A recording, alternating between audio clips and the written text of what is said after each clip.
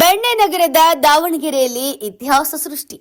ಕನ್ನಡ ರಾಜ್ಯೋತ್ಸವದ 70ನೇ ವರ್ಷದ ಅಂಗವಾಗಿ ಅಖಿಲ ಕರ್ನಾಟಕ ಕನ್ನಡ ಚಳವಳಿ ಕೇಂದ್ರ ಸಮಿತಿ 7 ಕಿಲೋಮೀಟರ್ ಉದ್ದದ ಕನ್ನಡ ಬಾವುಟದ ಭವ್ಯ ಮೆರವಣಿಗೆ ನಡೆಸಿ ವಿಶ್ವ ದಾಖಲೆ ನಿರ್ಮಾಣದತ್ತ ಹೆಜ್ಜೆ ಹಾಕಿದೆ. ಹೌದು, ನಗರದ 7 ಪ್ರಮುಖ ವೃತ್ತಗಳನ್ನ ದಾಟಿದ ಈ ಐತಿಹಾಸಿಕ ಬಾವುಟವನ್ನ 15,000 ವಿದ್ಯಾರ್ಥಿಗಳು ಮತ್ತು ವಿವಿಧ ಸಂಘ ಸಂಸ್ಥೆಗಳ ಸದಸ್ಯರು ಹೆಮ್ಮೆಯಿಂದ ಹೊತ್ತೊಯ್ದರು. 20 ದಿನಗಳ ಕಾಲ 5 ಟೈಲರ್ಗಳು ಮತ್ತು 15 ಸಹಾಯಕರು ಶ್ರಮಿಸಿ ತಯಾರಿಸಿದ ಈ 7 ಕಿಲೋಮೀಟರ್ ಉದ್ದದ ಧ್ವಜ ದಾವಣಗೆರೆಯ ಹೆಸರನ್ನ ಜಾಗತಿಕ ವೇದಿಕೆಗೆ ಕೊಂಡೊಯ್ದಿದೆ. ಮೆರವಣಿಗೆಯ ಮುಂಭಾಗದಲ್ಲಿ ಭುವನೇಶ್ವರಿ, ಇಮ್ಮಡಿ ಪುಲಕೇಶಿ, ಸಿದ್ದಗಂಗಾ ಮಠ ಸೇರಿದಂತೆ 7 ವಿಶೇಷ ಸ್ತಬ್ಧ ಚಿತ್ರಗಳು ಕಂಗೊಳಿಸಿದವು.